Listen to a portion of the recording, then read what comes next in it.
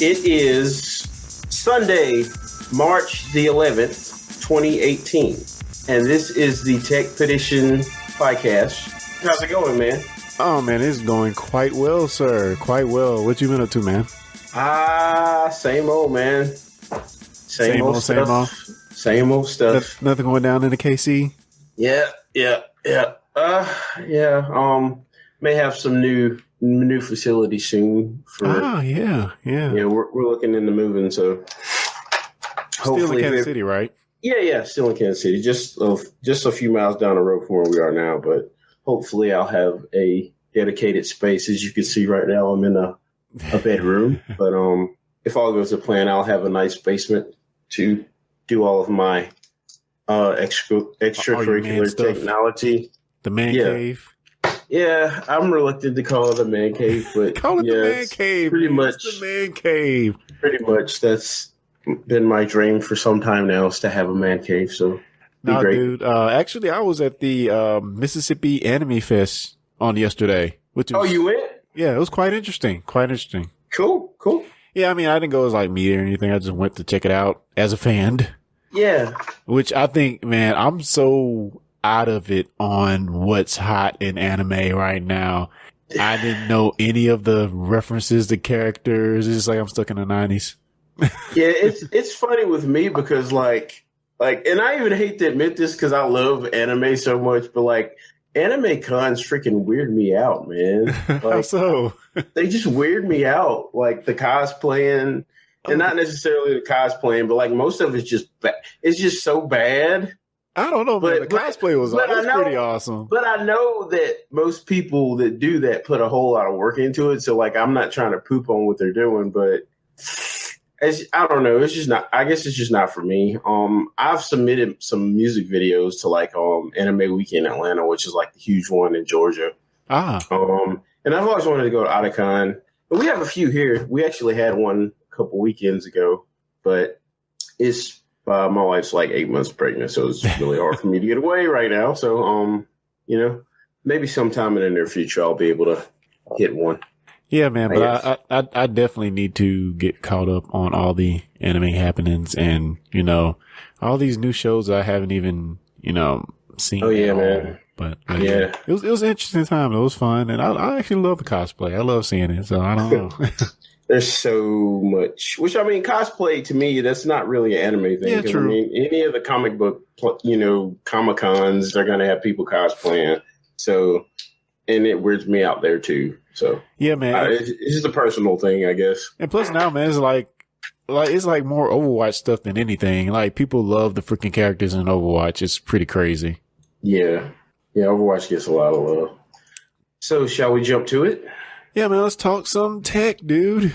Cool. I feel like it's been so long. Okay, so let's see. Let me pull up my Slack here. What we got first? You want to take this first one? Let's see. What do we got here? Something about big rigs. Oh, yeah, Waymo. So, so Waymo, Alphabet's self-driving tech company, announced a pilot program located in Atlanta, Georgia, to test its autonomous technology.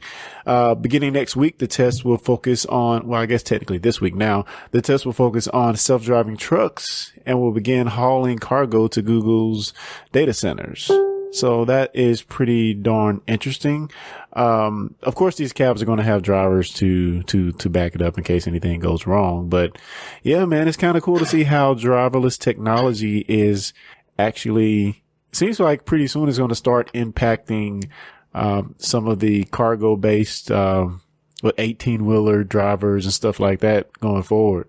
Yeah. The thing that freaks me out about this is just my anime. Speaking of anime, like Ghost in the Shell, they have all these servant bots, and like somebody hacked, like at the beginning of Ghost in the Shell, and then I think they even did a live action movie. Like somebody hacks all the servant bots, and they just start killing people. Oh, man, yeah, like that. I feel like there's so much that could go wrong with this, but it is cool, and I'm excited about it. It's just a part of me is just like, like I don't know what would be worse, driving alongside a big rig with nobody in there, or being the guy that's sitting in the big rig, not driving, in case something goes wrong. Like, I feel like both of those are equally scary. I mean, well, I know it's definitely a cultural thing that we have to, and maybe cultural is not the word, but it's something that we're going to have to look past to, we're used to seeing humans doing these things, and we have very much we have more leniency on a human making a mistake than a computer making a mistake. Cause, it's like if the computer makes a mistake, we're like, okay, no more computers. We're going to throw those out. We're just going to, we don't want to have it anymore. Cause I was going to take us for the first computer / driverless car to kill somebody. And then, it's going to be all off the table, which is going to happen, folks. It's going to happen eventually. So, yeah, I don't know. Like it's the same thing with like automated flight. And I just feel like there's a degree of, comfort that you get from knowing that there's a human there. Yeah. As opposed to just being completely automated. So I don't know. Maybe as the generations unfold, we will become more used to things like this and it won't be as big a deal. Yeah. Hopefully. Cool. So we'll move right down the line. Yeah. So Ars Technica is reporting dig once rule. Sorry? I'll take this. Yeah. So there are laws that are trying to be passed that are going to mandate, and it's a federal thing to mandate a dig once. And just to explain the dig once rule, it could vastly increase the deployment of fiber for various. Okay, let me just back up a little bit. When we do construction for certain reasons, and it's a federally mandated construction project to where we're like, building a bridge or redoing a road, digging up something, put a road down. They're trying to pass this federal law to where you have to put in fiber conduit with that dig. And that's what the whole dig once comes from. And the purpose of that is so we can it'll be easier to roll out fiber infrastructure going forward. Cause it makes no sense that we're doing all this construction to put in new roads and then we have to have the technology companies come behind and, basically spend that same money again to dig to get this conduit for fiber built. So it makes sense that we would, while we're already doing it, go ahead and put the conduit down to where when the company comes through, they can just run their fiber through these plastic tubes and, we have fiber in that area. So that's like pretty awesome because, I could see how this could help, especially in rural areas where, a company is not going to go tearing up the road to lay fiber. But if the conduit's already there, then they can I guess they would just push it through the tube. I don't know how they would do it, but at least they wouldn't have to dig up and repair roads and all that other good stuff. So yeah, I would definitely want this to trickle down to some state mandate as well, to when we do state projects, we do it as well. But right now it looks like it's only going to be at the federal level. You got to start somewhere. So I think that's a really, really cool rule. Yeah. So, sir, let me ask you, how often do you attempt to repair your technology besides the computer you built, of course, What define repair? Like, what do you mean? Well, in the sense of, just take the iPhone for example. I've had many iPhones over the years. You have an iPhone, the button stops working. It's basically useless. The screen gets cracked. So I know it's with different devices, there's a certain amount of repairability that comes with that device. And according to this, there's recently a California law that came out, but there's 18 states up to this point that are trying to pass laws that should make devices more repairable to a certain extent. And I don't know, I'm kind of torn on this. Should we be able to replace a battery? Yeah, we should be able to replace a battery. But to me, as these devices become more and more specialized, smaller, tighter, I think it's just almost impossible to do the same. Yeah. So, I have an iPhone, like you said, I have an iPhone 10 and, as far as iPhones go, and even Androids to a certain extent, even though, I know, Kyle, you can only pretty much replace the battery in Androids, is when the phone breaks, to fix it, you buy a new one. Like, that's pretty much what you do. Yeah. But, and the thing is, the first Android phone that I ever got, it was a HTC. I can't remember. It was HTC whatchamacallit. But anyway, I broke the screen on it, right? And I went on eBay and I bought one of these screen repair kits. And to replace the screen, I basically had to destroy my phone. And it came with like all these little glue strips, like these double-sided pieces of tape where you could actually tape it back together. But the phone was never the same. Like dust would get inside the screen. Man. And that's horrible. Like it's to the point now to where like if you want a phone where you can replace a battery, like you have that choice. Like there are plenty of Android phones that, you're definitely not gonna buy an iPhone. Yeah. But if that's what you want, you have the choice now. Me personally, I don't see any need to like make this a government mandate. I feel like this is one of the things where like it kind of sorts itself out in the market. And the other thing is these devices are so small that like no regular person is going to be able to fix this. Like even if they like had a lever on here where you could pop it open, where you didn't have to pry it apart. Like no regular untechnical person is going to be able to fix that phone anyway. I mean, that same thing even extends to repair. I think this law extends to repair companies as well, because as you well know, with the latest, maybe a few iPhones back, they started doing this thing where you couldn't replace the home button because of the secure enclave or something was attached to it. So if you like try to replace it, it destroy the phone. So you just couldn't replace it. You couldn't even the third party repair companies couldn't fix it legitly because of the secure enclave. So I didn't realize that. So yeah, just things like that. I mean, is it going to be?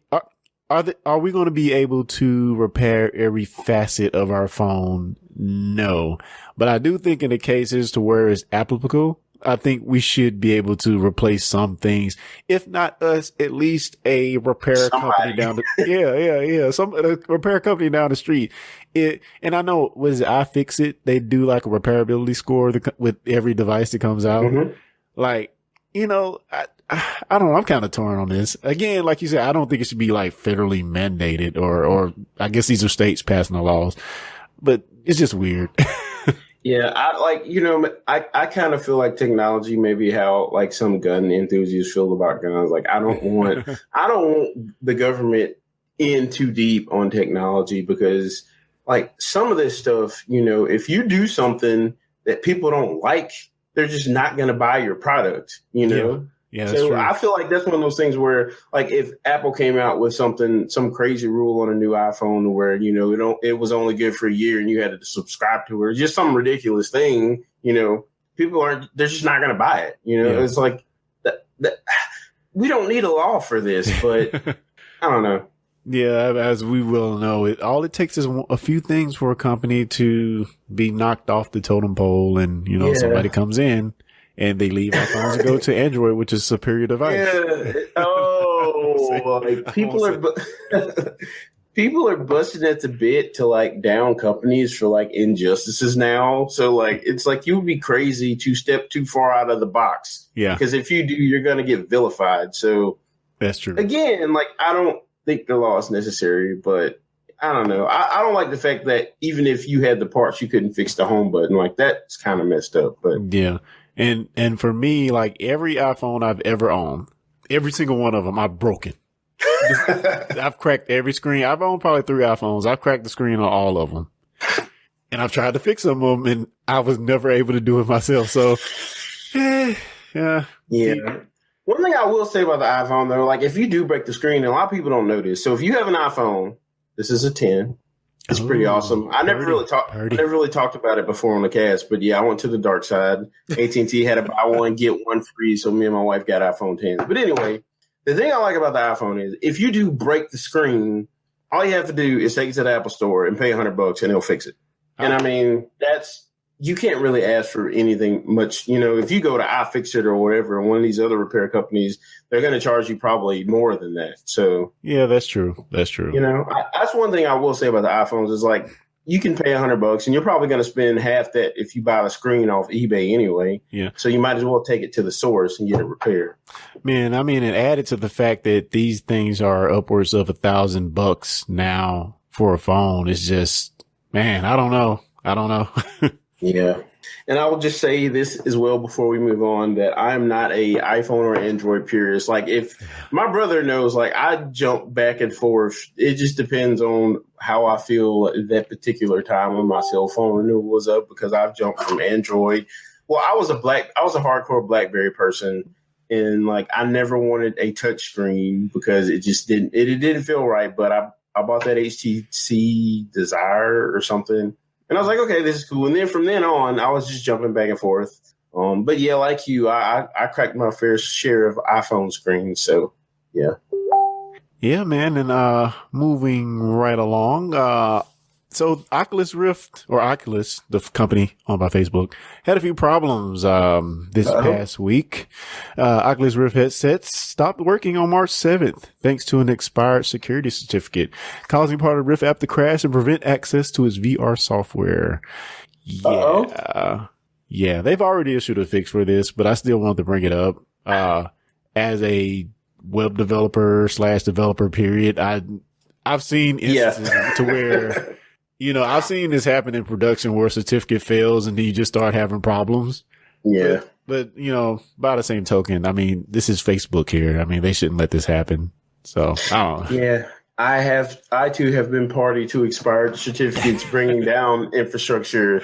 And it is never fun when you get the call or the question from like non-IT person. It's like, why didn't you guys know about this? And that's what I'm asking Facebook. Like, how did you not know your certs were expiring? Like, yeah, this is like 101 right here. Like, but yeah, one thing I will say is I understand, because it happened to me before, or not me, but IT organizations where I was working. It's happened, so it can happen. But it's kind of one of those things where it's like, preventable. Yeah, especially when you have like so many moving parts or so many people involved in getting this stuff authorized and set up. And all it takes, well, honestly, it should be going to more than one person, but it just takes one person missing a notification or something and you're screwed. Yeah. So, yeah. Palmer Lucky's somewhere like sipping a latte and with his feet kicked up and chuckling to himself. I don't blame him, man. That money, he got well paid. Well paid, sir. Got paid, son. Yeah.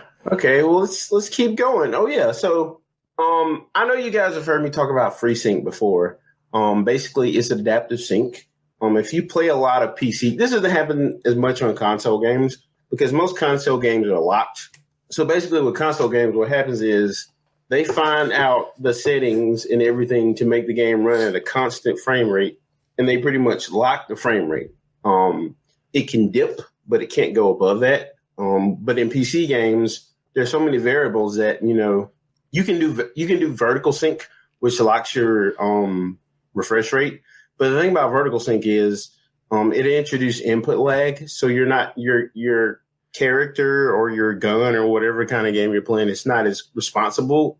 It's not as responsive at it as it could be. So now in PC gaming, there's something called adaptive sync and G-Sync and FreeSync. So FreeSync is the AMD solution. G-Sync is the NVIDIA solution. And basically what they do is there's no input lag and there's no tearing or, so you get it.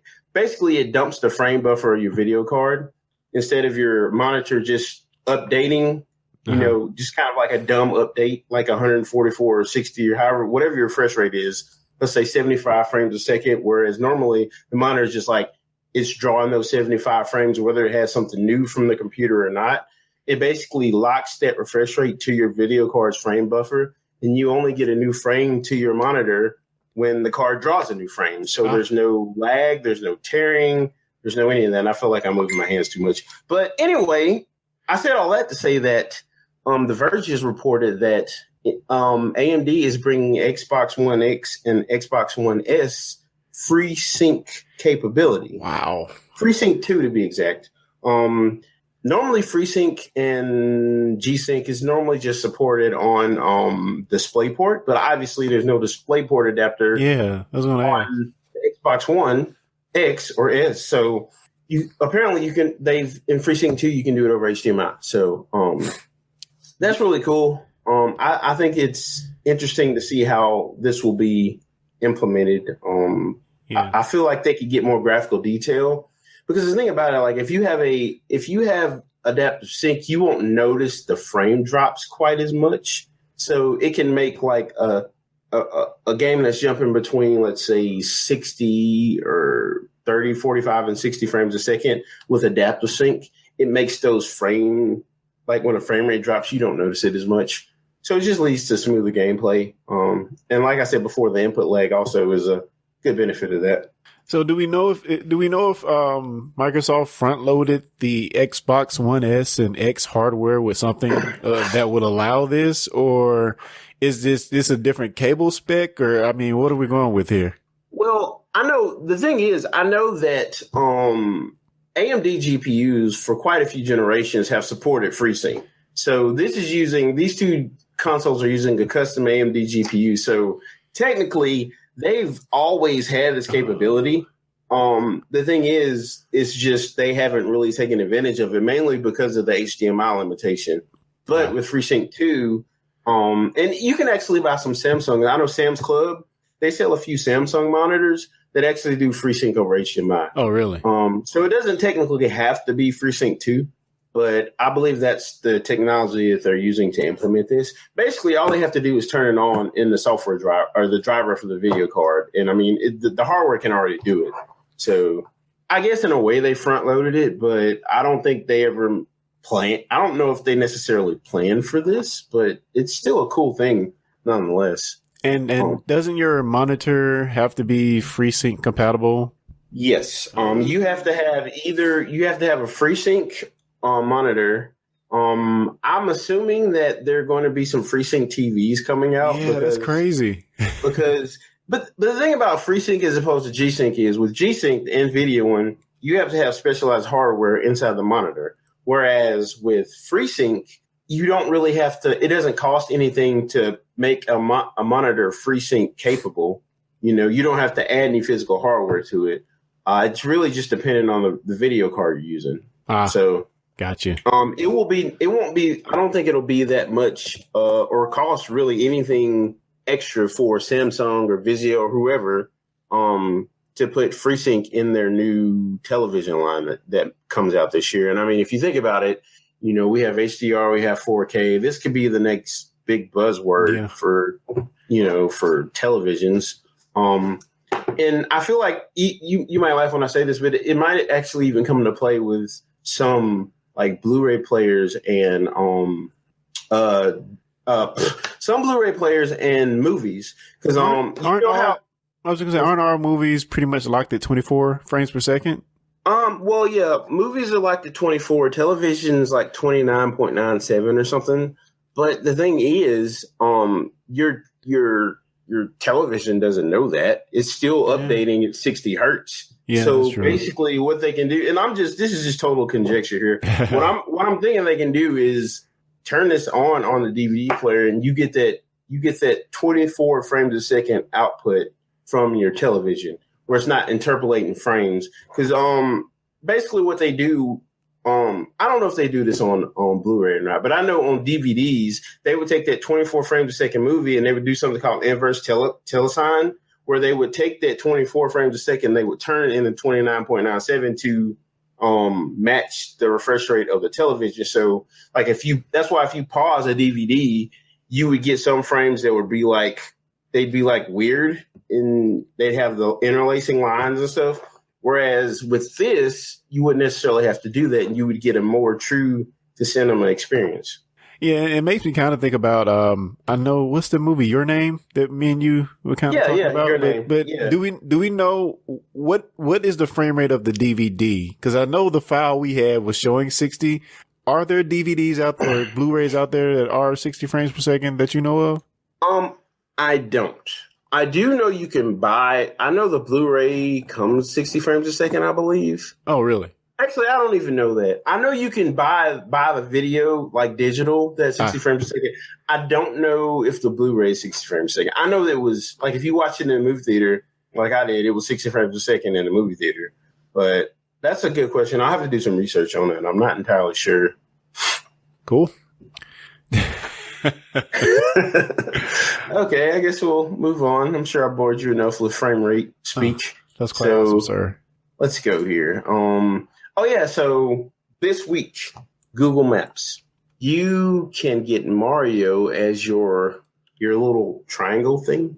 You know, when you've mapped and you're doing your directions, and it's like turn here, and there's this little triangle at the bottom that shows where you are. This week you can turn that into Mario.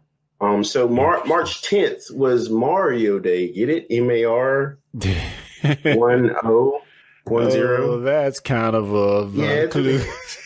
It's a bit of a stretch. It works. Okay, so if you want to get Mario in your Google Maps, you update your Google Maps, and when you load it up and enter a destination, instead of pressing start, press the yellow question mark icon, and you will get Mario. So is this on the phone, the app, the phone apps? Yep, on the phone. Okay. So Android, iOS, doesn't matter. And if you press the yellow question mark 100 times, you can hear the 1-up sound, which is just pretty lame. But I'm sure somebody will do that. So yeah, I don't really have much to add there. It's just I thought it was pretty cool that they're adding Mario to Google Maps. So I think it's pretty cool. Yeah.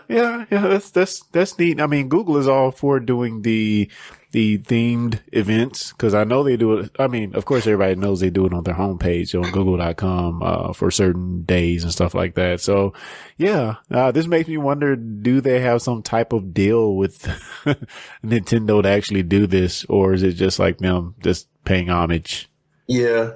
And the other thing about this I thought is cool is that I feel like this is maybe even a little bit Google giving Nintendo the nod for finally doing some mobile games. So I'm sure Nintendo had some part in it, but just to, Google doesn't normally play with their map cursor. So I figured maybe some of it has to do with that.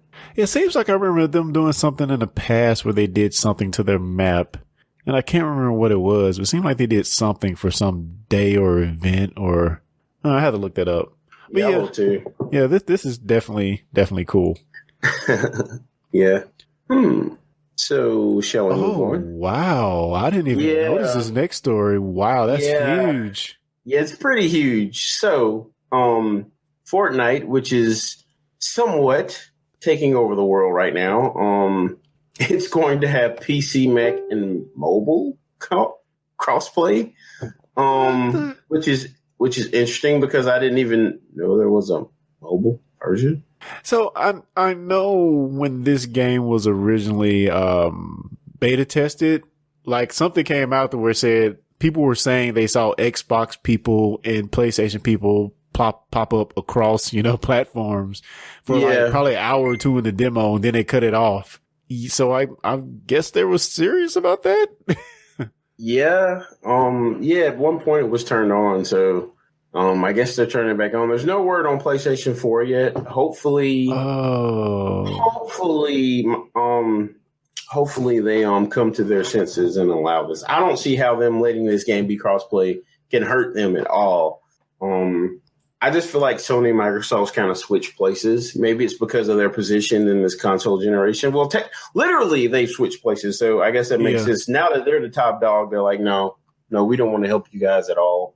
But weren't Sony the ones coming out at first saying that they wanted to do cross-play, or nothing was holding cross-play back? And they were like telling, like, we could do it anytime, blah, blah, blah. And then in the PS3 era, they were all about it. Oh, really? And, they were. And then I guess now that they're the lead, because I think with Rocket League, even Xbox One and not Wii. Oh, please don't strike me down, Miyamoto. But I feel like Switch. So Switch and the Xbox One players can play together on Rocket League. Whereas, and I think there's a few more games where there's crossplay between Switch and the Xbox, but there's no Switch, Xbox, PS4.